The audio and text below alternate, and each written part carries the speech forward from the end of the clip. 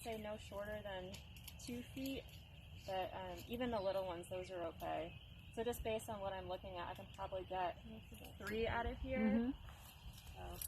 Oh, and you have a measuring tape, so you're welcome to measure it if that's what you prefer. So I'm just going to cut it, and then I'm going to cut another one here.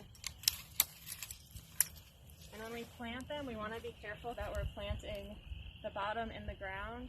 So to make sure I have that correctly, I usually cut like at an angle. Just to signify Just so that's you the know. bottom. So if I start to get a bunch, I'm not the most organized person, so if I have to like put them all back together, I know where the bottom is. And I probably cut this one a little bit differently too, because I almost cut it at an angle, so I'm just so I know for sure what I'm doing. So now I have an angle and the top. Okay. And then you can kind of start to make a pile of them.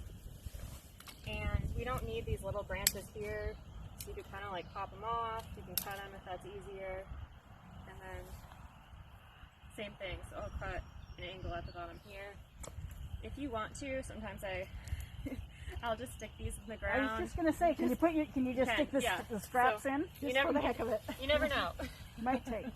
Yeah, it might. And that's generally how these stands establish, is you have, a storm, some branches break off, whatever, they go downstream and they catch some dirt. And that's how they establish. And then same thing for this. So with the whole being the size of your pinky, if you use the whole branch, by the time you get to the top, it's still pretty thick.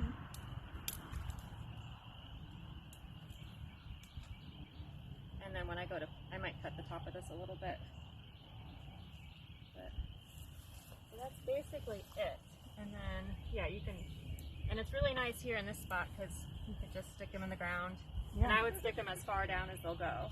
So now's a good time to plant if we can get them right.